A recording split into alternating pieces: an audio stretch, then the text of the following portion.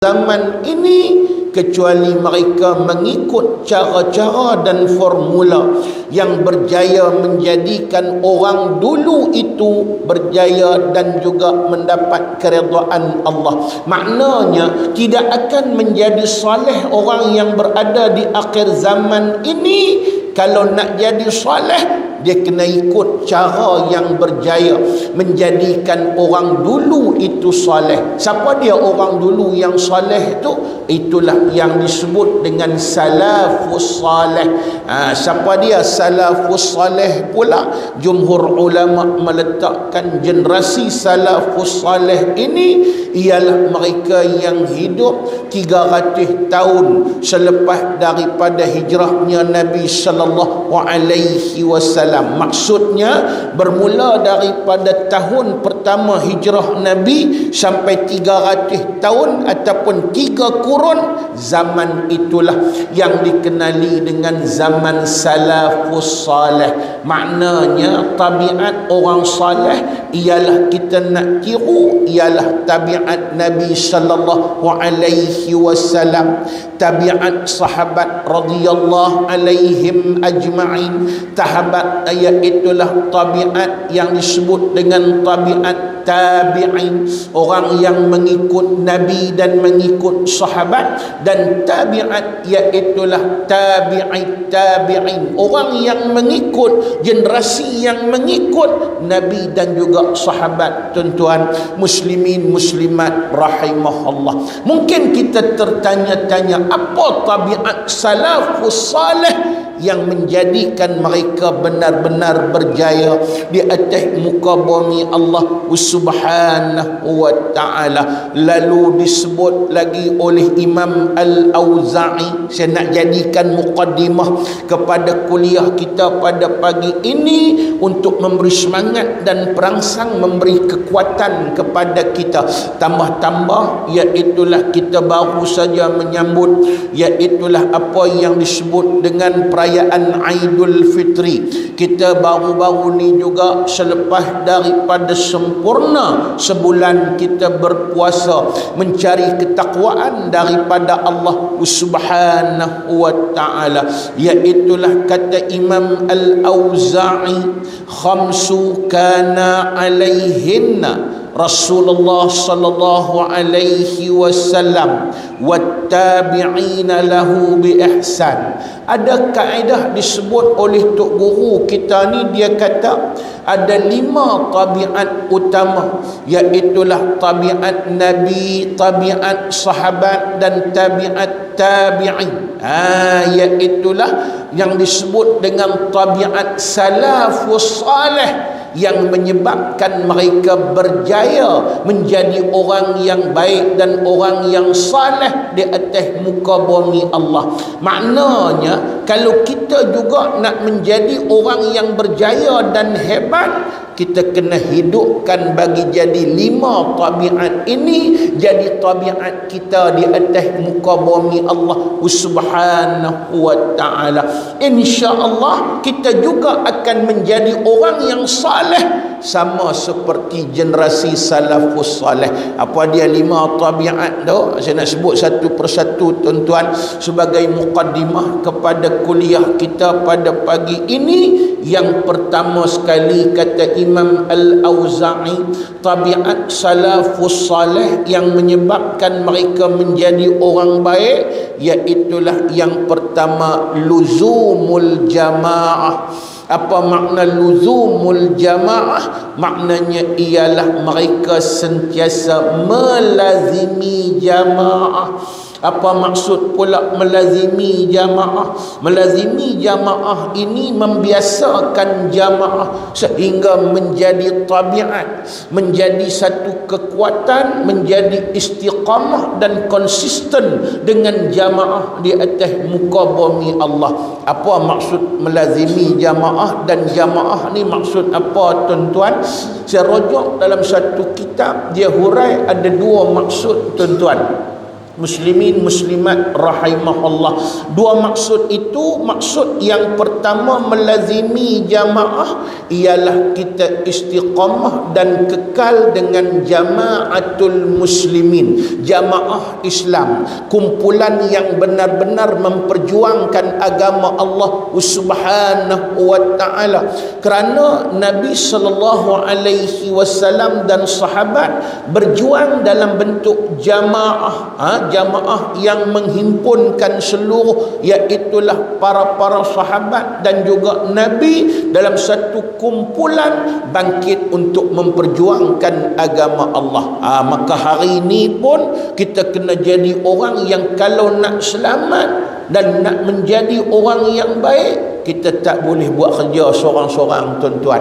Muslimin muslimat rahimahullah, tambah buat kerja urusan agama, menegakkan agama dan mempertahankan agama. Kerana kita tidak mampu dan kemudiannya hebat lagu mana pun, bila seorang punya buat kerja, dia tak akan mampu menjadi orang yang benar-benar memperjuangkan agama Allah. Maknanya dia kena kerja dalam bentuk berjamaah, bentuk berkumpulan. Dan bila kita nak bincang tentang jamaatul muslimin ini, tentulah perbincangannya cukup panjang dan luas di atas muka bumi Allah Subhanahu wa taala. Tentu bila kita sebut kenapa kita perlu istiqamah dalam perjuangan Islam dalam bentuk jamaah, dan kita kena istiqamah dengan jamaah Islam, maksudnya tuan-tuan muslimin muslimat rahimahullah, supaya kita terlepas daripada dosa, iaitulah termasuk dosa yang paling besar, iaitulah maknanya tidak menjalankan amar ma'ruf dan juga nahi mungkar. Mana mampu kita nak buat kerja seorang-seorang untuk amar ma'ruf nahi mungkar. Sebab itu bila kita duduk dalam perjuangan, iaitulah dalam bentuk jamaah, apabila ada entiti jamaah yang bangkit untuk tetap menyuruh melakukan yang ma'ruf, mencegah daripada melakukan yang mungkar, maka kita juga iaitulah mendapat kelepasan yang sempurna daripada tanggungjawab ini. Kenapa? Sebab kita juga merupakan sebahagian daripada entiti jamaah Islam di atas muka bumi Allah Subhanahu wa taala. Jadi maksud yang pertama, kekallah kita dengan perjuangan Islam di atas muka bumi Allah, jamaah yang memperjuangkan agama Allah Subhanahu wa ta'ala. Dan maksud yang kedua untuk jamaah ini, iaitulah sembahyang berjamaah. Tuan-tuan muslimin muslimat rahimahullah, sembahyang berjamaah merupakan tabiat utama salafus salih yang menjadi sumber kekuatan di atas muka bumi Allah Subhanahu wa ta'ala. Sebab itu saya buka satu kitab, dia sebut antara hikmah utama sembahyang berjamaah ni apa dia, tuan-tuan? Dia sebut dalam kitab tu, i'tibaruha ramzan wa syi'aran liquwwatil muslimin. Itu antara hikmah yang disebut. Apa maksudnya? Maksudnya sembahyang berjamaah ini menjadi satu simbol dan lambang untuk memperlihatkan keagungan dan kekuatan Islam di atas muka bumi Allah Subhanahu wa ta'ala. Sebab itu orang kafir dia tak heran, dia tengok kita maju lagu mana pun dia tak heran. Orang kafir dia tak heran, dia tengok kita ni kemas lagu mana pun, tuan-tuan. Yang dia paling bimbang apabila iaitulah dia melihat kekuatan Islam yang ada pada umat Islam. Salah satunya lambang kekuatan itu yang dia paling gerun, apabila umat Islam boleh sama-sama rokok dan sujud pada satu tempat untuk untuk menunjukkan tunduk kepada Allah Subhanahu wa ta'ala. Pasal itu kita boleh tengok bagaimana timbul, kata sebahagian ulama Yahudi sendiri, iaitulah dia sebut bahawa antara kekuatan utama umat Islam, mereka cukup gerun apabila mereka melihat umat Islam sembahyang berjamaah subuh sama seperti sembahyang Jumaat. Ramai dia tuan-tuan muslimin muslimat rahimahullah. Malah saya baca satu buku, dia sebut, saksikanlah kalau kita nak tengok, iaitulah satu masa di mana iaitulah Yahudi akan maknanya menjadi hancur di atas muka bumi apabila saat yang disebut itu sampai di atas muka bumi Allah. Alhamdulillah, sebentar tadi kita dapat melakukan sembahyang subuh berjamaah. Kemudian yang kedua, tabiat utama salafus salih, iaitulah ihya'us sunnah, sentiasa menghidupkan sunnah Nabi sallallahu alaihi wasallam. Macam kita pagi ini kita menghidupkan sunnah utama Nabi, iaitulah apa dia? Menghidupkan majlis ilmu. Yang ni antara sunnah utama Nabi sallallahu alaihi wasallam. Tu yang kedua. Yang ketiga, tabiat utama salafus salih, iaitulah imaratul masajid, mengimarahkan masjid. Macam kita buat pada pagi ini, kita menghidupkan masjid, kerana masjid ni satu tempat dan institusi yang paling penting untuk memperlihatkan keagungan dan kemuliaan Islam di atas muka bumi Allah Subhanahu wa ta'ala. Malah orang yang sentiasa mengimarahkan masjid, dia akan dijanjikan dengan keimanan yang sejati, iaitulah maknanya sepanjang hidup dia, sehingga dia disebut sebagai orang yang insya-Allah dimatikan dalam keadaan beriman kepada Allah Subhanahu wa ta'ala. Yang keempat, jadi jangan bagi lupa, selalunya Ramadan dulu kita gelut, kemudian bila mai Aidilfitri seolah-olah kita telah berpisah dengannya, dan kemudian bila nak bertemu pula, bertemu Ramadan pula tuan-tuan, maka ini merupakan orang yang rugi. Kita kalau boleh bagi jadi tabiat, bagi jadi iaitulah orang yang sentiasa istiqamah. Apa dia?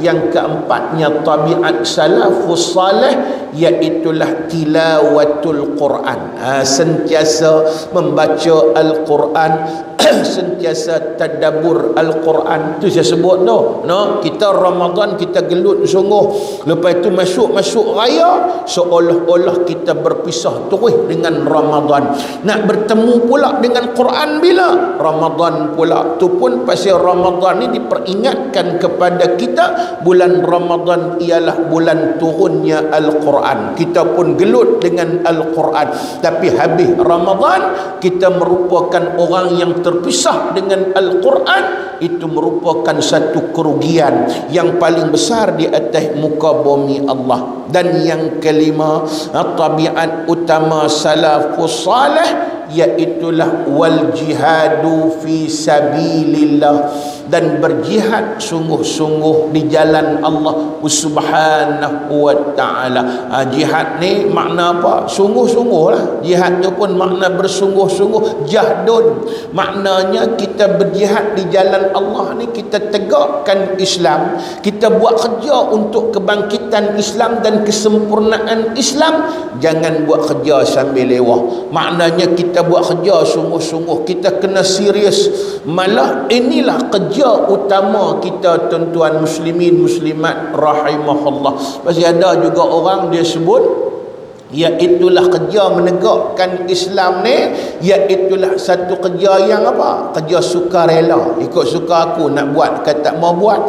Dia pun buat kerja ni seolah-olah maknanya dalam keadaan tadi hanya untuk mengisi masa saja tuan-tuan.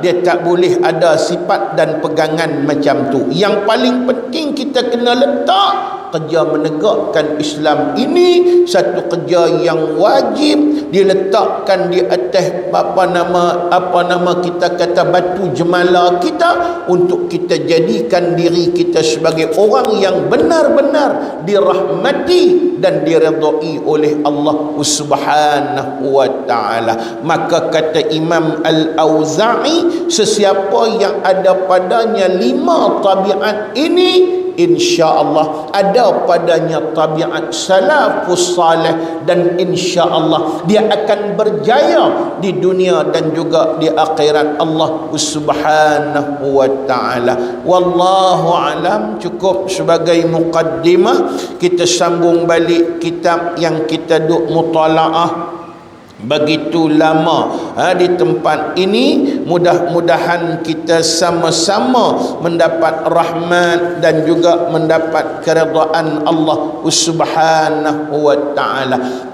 Baik, kita sambung lagi kitab Bisyaratul Amilin wa Nazaratul Ghafilin karangan Syekh Wan Ahmad bin Muhammad Zain Al-Fatani, dengan tajuk yang kedua, iaitulah persoalan as-salah, persoalan sembahyang. Kita akan tengok ayat Al-Quran dan hadis Nabi yang ada kaitan dengan sembahyang. Satu, iaitulah dia sebut Bisyaratul Amilin, pemberi berita gembira. Maka dibawalah ayat-ayat Al-Quran dan hadis yang boleh memberi perangsang dan motivasi kepada kita. Dan kemudian Nazaratul Ghafilin, pemberi peringatan kepada mereka yang lalai, pemberi ancaman kepada mereka yang lalai. Maka dia bawa juga ayat Al-Quran dan juga hadis Nabi sallallahu alaihi wasallam, iaitulah yang memberi ancaman kepada mereka-mereka yang meninggalkan ataupun mempermudah-mudahkan ibadah sembahyang di atas muka bumi Allah. Kita baru masuk saja tajuk sembahyang ni tuan-tuan, dengan kuliah terakhir kita 15 hari bulan 4 hari tu. Kita sambung balik ayat itulah pada pagi ni tuan-tuan, muka surat 6. Baik, kita sambung. Qala al-musannifu rahimahullahu ta'ala wa nafa'ana bi'ulumihi fid darain, amin. Dan firman-Nya, firman Allah Subhanahu wa ta'ala, innas salata tanha 'anil fahsya'i wal munkar. Ini firman Allah yang dipetik daripada surah Al-Ankabut ayat 45, di mana kata Allah Subhanahu wa ta'ala, artinya bahawasanya sembahyang itu, kalau kita tengok di sini, iaitulah Tuhan mulakan firman-Nya dengan inna. Bila kita sebut inna tu salah satu daripada harfut taukid. Apabila disebut harfut taukid, maknanya sungguh-sungguh, maknanya Tuhan tegas sebagai satu, orang panggil apa, sungguh-sungguh. Apa dia sungguh-sungguh tu? Sembahyang itu boleh mencegah ataupun boleh menghalang ataupun boleh menegah ia sembahyang itu daripada kekejian dan barang yang diingkarkan. Terjemah Tok Guru macam tu, ataupun senang faham kita duk terjemah selalu, maknanya sesungguhnya sembahyang itu boleh mencegah daripada perbuatan yang keji dan mungkar. Apa maksud boleh mencegah daripada perbuatan yang keji dan mungkar? Kata sebahagian ulama, contoh kalau kita rujuk dalam kitab Tafsir Ahmad As-Sawi Al-Maliki, Tafsir Sawi. Saya cukup banyak berpegang dengan tafsir ni tuan-tuan. Pasal satu, saya mengaji dulu di pondok. Antara tafsir utama yang kita bincangkan ialah Tafsir Jalilain. Tafsir Jalilain ini syarah dia banyak terdapat di dalam Tafsir Ahmad As-Sawi Al-Maliki. Pasal itu dia di antara kitab yang saya banyak rujuk lah tuan-tuan, kitab tafsir ni. Dalam kitab tafsir ni dia sebut, inilah kunci Allah Ta'ala nak bagi satu, orang panggil apa, iaitulah maknanya pedoman kepada kita. Kunci utama untuk menjadikan kita sebagai manusia yang benar-benar tunduk kepada Allah, menjauhkan diri daripada sebarang kemungkaran. Kunci utama duk tak mana? Sembahyang. Pasal itu iaitulah orang yang semayang ni, insya-Allah dia tidak akan menjadi manusia yang jahat di atas muka bumi Allah. Pasal itu ingat orang tua dulu pesan, dia kata jaga semayang bagi elok. Pasal apa? Pasal hang buat lagu mana pun, hang nakai lagu mana pun, kalau semayang jaga, insya-Allah dia tidak akan menjadi orang yang jauh daripada rahmat Allah Subhanahu wa taala. Tapi kalau baik lagu mana pun, contoh ada juga jenis baik bercakap dengan orang baik, lepas tu orang pun cukup sayang kat dia, siapa ringan tulang, contohnya rajin membantu dan sebagainya. Tapi kalau tak semayang, tuan-tuan, dia jadi tak guna juga. Pasal apa? Pasal iaitulah bahawa sesungguhnya kebaikan dia tadi tak akan menjadi tabiat bagi dia untuk membawa diri dia mendapat rahmat daripada Allah Subhanahu wa taala. Jadi sebab itu di sini kata ulama, untuk cegah kemungkaran, untuk elak kita daripada melakukan sesuatu yang keji, maka sesungguhnya jaga sungguh semayang dia di atas muka bumi Allah. Tapi ada juga orang sebut kat saya, dia kata, iaitulah macam mana ustaz, semayang jaga elok dah semayang kita ni, tapi tetap dia termasuk orang yang melakukan perbuatan yang keji dan mungkar. Tuhan sebut dah itu anak kunci. Tapi kalau terbit juga keji dan mungkar, makna apa tuan-tuan? Senang ya, jawapan dia mudah. Maknanya ada something wrong tang mana-mana, iaitulah dalam semayang dia tuan-tuan. Sebab semayang ni bukan sekadar semayang, tapi dia kena jadi orang yang iqamati salah, menegakkan sembahyang. Baik itu Tuhan tak sebut dalam bab persoalan sembahyang, hanyalah dia Tuhan tak sebut buat sembahyang, tapi tegakkan sembahyang. Apa maksudnya? Maksudnya ialah sembahyang ini dia kena jaga segala-galanya, kena lengkap rukun, kena lengkap syarat dia, kena lengkap adab dia. Jadi maknanya ada cedera pada sembahyang dia. Sebab itu iaitulah dia tak dapat. Maknanya apa? Apa yang disebut oleh Allah, perbuatan dapat mencegah diri dia daripada perbuatan yang keji dan mungkar. Yang ni kena balik, pi tengok baliklah, pi belik balik dengan ilmu dan juga ma'rifah.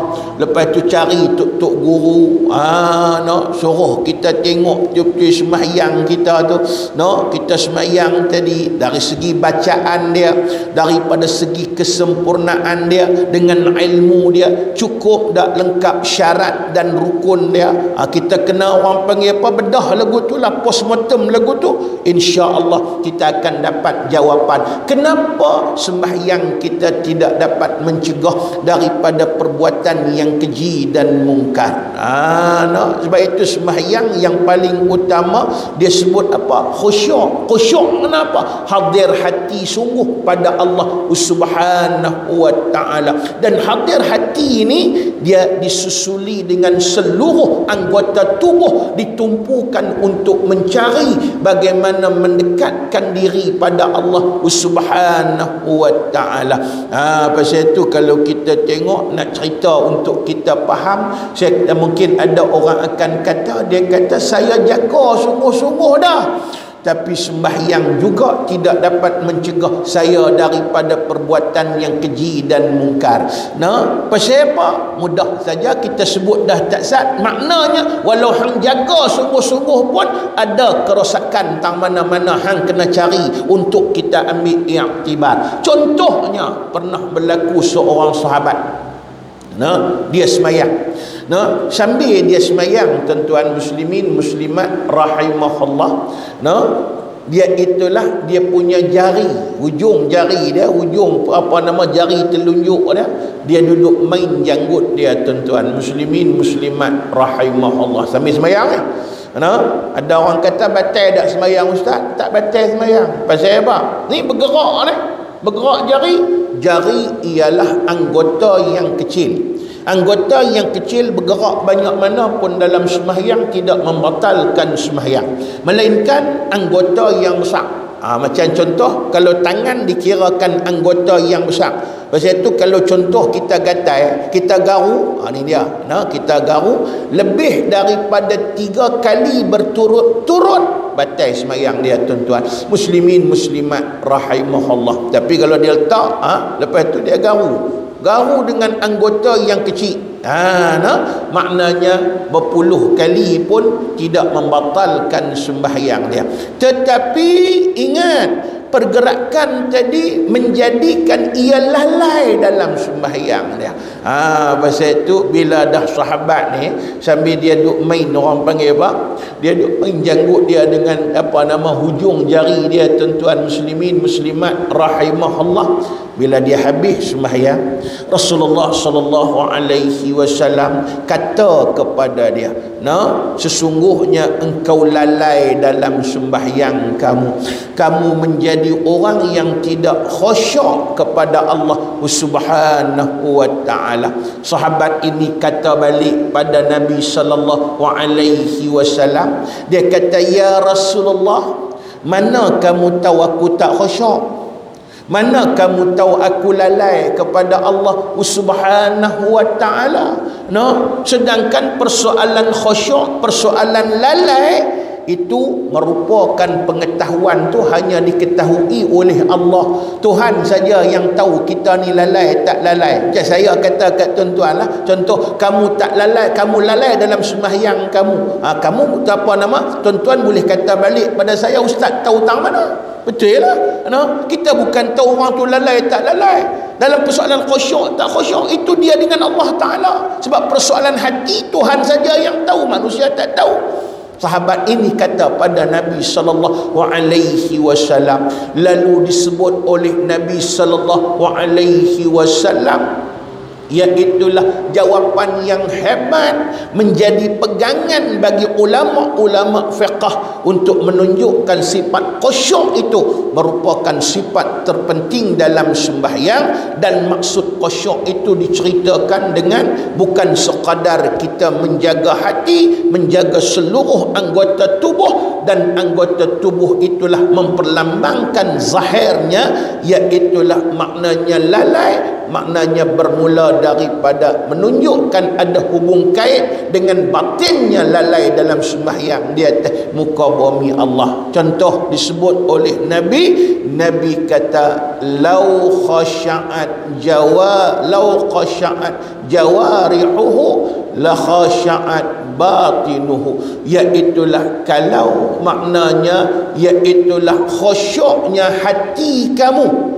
Lau khasha'at qulubuhu la khasha'at jawarihuhu, iaitulah kalau khusyuk, lau khasha'at qulubuka, kalaulah khusyuk hati engkau, la khasha'at jawarihuka, tentulah khusyuklah seluruh anggota tubuh kamu. Maknanya apa yang kamu buat dalam sembahyang kamu itu memperlihatkan bahawa hati kamu lalai pada Allah Subhanahu wa taala. Itu menunjukkan itu kesilapan dia. Bila itu kesilapan dia, maka kunci rosak mana mungkin untuk kita dapat hasil seperti mana yang diceritakan oleh Allah Subhanahu wa taala. Sesungguhnya sembahyang itu boleh mencegah seseorang daripada perbuatan yang keji dan mungkar di atas muka bumi Allah Subhanahu wa taala.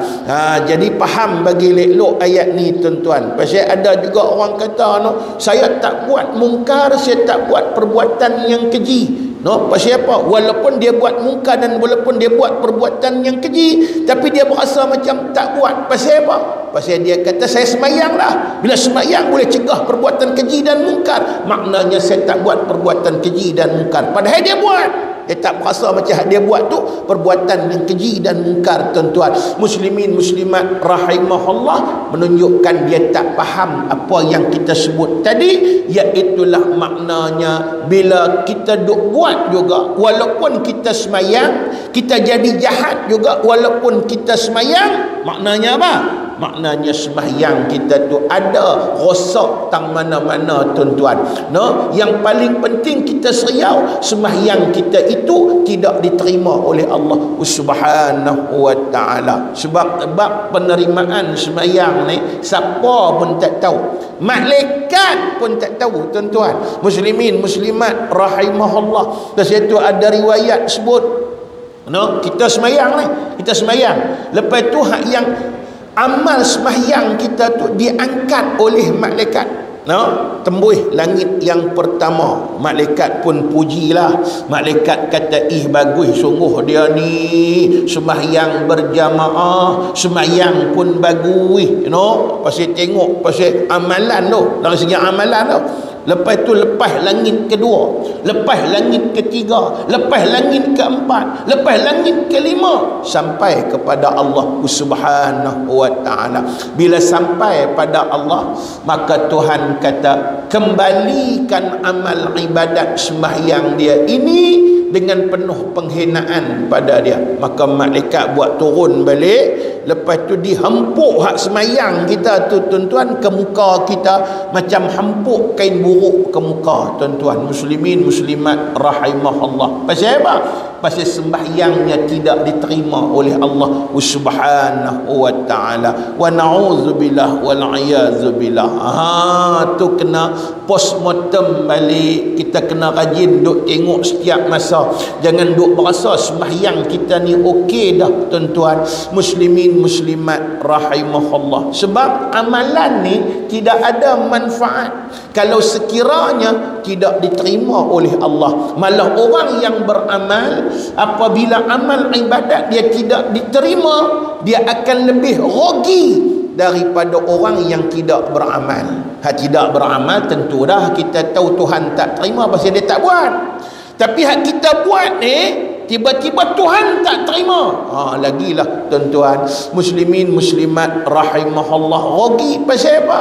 Pasal dia dah buat amalan, tiba-tiba Tuhan tak terima. Letih lagu tu ya tuan-tuan. Muslimin muslimat rahimahullah. Pasal tu ingat balik doa bulan Ramadan dulu. Saya nak refresh balik tuan-tuan. Kalau tuan-tuan ingat, tiap-tiap malam kita sembahyang tarawih tu, imam akan baca doa tarawih. Antara doa tarawih yang popular, yang banyak dibawa dalam masyarakat kita ialah Allahumma ja'alna bil imani kamilin wa li faraidika muaddin wa li salati hafizin wa li zakati fa'ilin, sampai habis. Panjang sikit doa tarawih tu tuan-tuan. Tapi tuan-tuan ingat tak, di tengah-tengah doa tu ada dua potong doa yang cukup hebat. Mungkin kita lupa dah, kita peringat balik tuan-tuan. Apa dia? Allahumma ja'alna fi hadhihi lailati syahri syarifati minas su'ada'il maqbulin wa la taj'alna Allahumma minal ashqiya'il mardudin. Ya Allah, ya Tuhan kami, pada malam-malam bulan yang penuh dengan kemuliaan ini, masukkan kami, jadikan kami dalam golongan su'ada. Siapa dia su'ada? Su'ada maknanya orang yang betul-betul berbahagia. Nah, siapa dia orang yang berbahagia? Disebut lagi al-maqbulin. Apa tanda orang itu berbahagia? Iaitulah segala amal ibadatnya diterima oleh Allah. Nah, masukkan kami jadi orang yang berbahagia. Nah, tanda bahagia itu apa dia? Semua ibadat kita buat Tuhan terima. Wala taj'alna Allahumma, dan jangan jadikan kami termasuk dalam golongan ashqiya. Siapa dia ashqiya? Ashqiya ialah orang yang celaka. Siapa dia orang yang celaka? Al-mardudin, iaitulah segala amal ibadahnya tertolak daripada Allah Subhanahu wa taala. Kita punya pulun buat, tetap Tuhan tolak tuan-tuan. Jadi iaitulah ini petunjuk utama. Maknanya kalau kita nak tahu kata sembahyang kita tu Tuhan terima, maka kita dapat menterjemahkan apa yang disebut oleh Allah ini. Sesungguhnya sembahyang dapat mencegah kita daripada perbuatan yang keji dan mungkar. Itu tanda utama sembahyang dan amal kita diterima oleh Allah. Tapi kalau kita tengok, kita muhasabah, sembahyang bukan tak sembahyang, 5 waktu sembahyang no, lepas tu sembahyang jemaah pula tak tinggal tuan-tuan, tapi tetap duk jadi jahat, perbuatan keji duk buat juga, perbuatan yang mungkar masih lagi menjadi tabiat kita. Ia tak menghalang kita untuk menjadi orang yang jahat tadi. Itu maknanya sembahyang kita tu ada rosak tang mana-mana yang kita nak kena cari, dan kita nak kena orang panggil apa, iaitulah pulun tengok. Kalau macam enjin kena kemas, itulah cari punca dia tuan-tuan, no, sampai peringkat kalau nak kena perbaiklah, kalau sampai nak kena peringkat overhaul, kena overhaul lah. Begitulah persoalan sembahyang kita tuan-tuan muslimin muslimat rahimahullah. Itu kaedahnya. Baik, kita ambil satu lagi hadis Nabi sallallahu alaihi wasallam. Dan telah bersabda oleh Nabi sallallahu alaihi wasallam, as-salatu imaduddin. Artinya bermula sembahyang itu adalah tiang bagi agama. Kita kena baca habis hadis itu tuan-tuan. Apa dia disebut dalam hadis Nabi yang panjang ini? Iaitulah kata Nabi, as-salatu imaduddin, faman aqamaha faqad aqamad-din, wa man tarakaha faqad hadamaddin, atau kama qala. Iaitulah sembahyang itu tiang agama. Sesiapa yang mendirikan sembahyang, ia menegakkan agama Allah Subhanahu wa ta'ala. Sesiapa yang meninggalkan sembahyang, ia meruntuhkan agama Allah Subhanahu wa ta'ala. Tu kena ingat. Pasal itu sembahyang bukan boleh duk buat main-main, bukan boleh duk buat mudah-mudah tuan-tuan. Pasal itu kalau masyarakat tu nak jadi masyarakat yang benar-benar tertegak dengan agama, sembahyang kena jaga. Tapi kalau sekiranya sembahyang ini tidak dijaga, masyarakat itu akan runtuh agama dia tuan-tuan muslimin muslimat rahimahullah. Pasal itu kita kena serius dengan persoalan sembahyang ni tuan-tuan. Pasal dia boleh meruntuhkan kekuatan agama di atas muka bumi Allah. Pasal itu tak kira hang baik lagu mana pun, kalau bab sembahyang ini maknanya jadi satu benda yang iaitulah dilalaikan dan tak ambil berat, masyarakat kita tak utamakan persoalan sembahyang, saksikanlah masyarakat itu akan dimusnahkan oleh Allah Subhanahu wa ta'ala bila-bila masa saja tuan-tuan. Cuma kita seronok dah masyarakat kita lah ni, bab sembahyang ni kita tengok ada peningkatan walaupun tak dapat kesempurnaan lagi. Kalau boleh, kita mau iaitulah peningkatan ni sampai satu peringkat payah dah kita nak jumpa orang yang tak semayang dalam kehidupan dia. Tapi cuba buat kajian. Kalau buat kajian boleh jumpa banyak. Tu yang sampai satu peringkat pasal kerja saja dia boleh tinggal semayang tuan-tuan muslimin muslimat rahimahullah. Tu ada seorang dia sebut dekat saya, macam mana ustaz, saya ni kena kerja di Perai. Dia sebut terang-terang, saya duduk ni belah apa nama dia habaq belah dekat Gerik noh.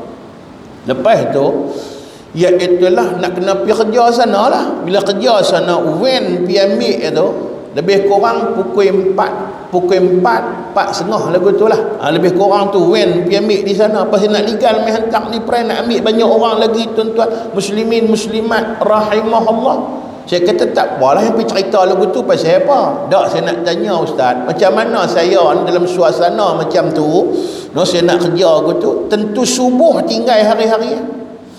Tak sembahyang subuh lah. Pasal apa? Pasal pukul 4:30 ambil sana. Lepas tu terang nak sampai pulun sampai kerja apa semua. Iaitulah pukul 7. Sampai pukul 7 tuan-tuan muslimin muslimat rahimahullah. Dalam suasana lah memang subuh terlepas lah. Sebab subuh 7 lebih sikit, 7:01 terbit matahari. Baik. adakah tinggal semayang saya tu hukumnya dibolehkan? Dia tanya soalan macam tu. Boleh tak? Pasal apa? Nu nak kena kerja. Saya kata kerja tu bukan darurat, itu hanya sekadar masyaqqah. Maka kalau kita terlibat sampai peringkat maknanya kena tinggal semayang, dalam keadaan tadi wajib kita tinggal kerja tu, pergi cari kerja lain. Payahlah pula ustaz nak dapat kerja lain, nak dapat banyak macam tu dan sebagainya. Bukankah itu darurat? Itu bukan darurat. Sebab nak sampai peringkat darurat ni bukan senang tuan-tuan. Tu kena bahas panjang pula. Yang tu hanya dia panggil masyaqqah. Bila sebut masyaqqah, dia tak sampai peringkat menghalalkan sesuatu yang diharamkan oleh Allah Subhanahu wa ta'ala. Jadi apa saya nak kena buatlah? Pergi berhenti buang kerja tu, cari kerja lain. Sampai peringkat nak kena tinggal semayang ni apa cerita dalam keadaan tadi? Itu baru satu contoh. Kalau nak sebut, kalau buat kajian betul dalam masyarakat kita ni, maknanya banyak lagi yang tak ambil berat persoalan semayang. Itu baru satu contoh orang yang ambil berat persoalan semayang. Dia berasa nak tanya tu pun alhamdulillah lah tuan-tuan. Maknanya ada kesedaran pada dia. Jadi kita harap sungguh-sungguh masyarakat kita ni tak bermudah-mudah dengan ibadah sembahyang tuan-tuan, kerana ia merupakan ibadat yang pertama dan ibadat yang utama yang akan dinilai oleh Allah di akhirat Allah Subhanahu wa ta'ala tuan-tuan. Sebab itu kata ulama, dia menjadi ibu amalan yang menjadi penilaian daripada Allah Subhanahu wa ta'ala. Sebab itu sesiapa yang menegakkan sembahyang, dia menegakkan agama. Sesiapa yang meninggalkan sembahyang, ia meruntuhkan agama Allah Subhanahu wa ta'ala. Baik. Dan telah bersabda oleh Rasulullah sallallahu alaihi wasallam. Wallahu alam. Tanda tentulah. Insya-Allah kita sambung pula dalam kuliah kita yang akan datang. Mudah-mudahan kita sama-sama mendapat rahmat dan juga mendapat inayah daripada Allah Subhanahu wa ta'ala untuk menjadikan kita sentiasa berada di atas jalan keridaan dan rahmat Allah Subhanahu wa ta'ala. Mohon ampun dan maaf kalau ada silap dan salah. Saya ambil kesempatan di sini untuk sentiasa mengucapkan kepada tuan-tuan, oleh kerana kita masih dalam bulan Syawal, minal aidin wal faizin wa kullu amin antum bi khair. Mudah-mudahan semuanya kita berada dalam naungan keridaan Allah Subhanahu wa ta'ala. Yang baik daripada Allah, yang lemahnya saya, walaupun hakikat utama tetap daripada Allah. Marilah sama-sama kita tunda kuliah kita ini pada waktu yang lain dengan kita hadiahkan Fatihah pada Nabi sallallahu alaihi wasallam, sahabat, ijma' ulama dan mereka yang telah mendahului kita. Al-Fatihah. A'udzu billahi minasy syaithanir rajim. Bismillahirrahmanirrahim. Alhamdulillahi rabbil alamin. Ar-Rahmanir-Rahim. Maliki yaumiddin. Iyyaka na'budu wa iyyaka nasta'in. Ihdinas siratal mustaqim. Siratal ladzina an'amta 'alaihim ghairil maghdubi 'alaihim waladdallin. A'udzu billahi minasy syaithanir rajim. Bismillahirrahmanirrahim. Alhamdulillahi rabbil alamin. Hamdan yuwafi ni'amahu wa yukafi'u mazidah. Ya Rabbana lakal hamdu kama yanbaghi li jalali wajhika wa 'azimi sultanik. Allahumma zidna ilman wa faqihna fid din wa 'allimna ta'wil. Ya muqallibal qulub thabbit qulubana ala dinik wa ala ta'atik wa ala maghfiratik. Rabbana atina fid dunya hasanah wa fil akhirati hasanah wa qina azaban nar. Allahumma ij'al jam'ana hadza jam'an marhuma وتفرقنا من بعده تفرقا معصوما اللهم طهر قلوبنا من النفاق وأعمالنا من الرياء وألسنتنا من الكذب وأعيننا من الخيانة وأموالنا من الربا وصلى الله وسلم عليه والحمد لله رب العالمين والسلام عليكم ورحمة الله تعالى وبركاته.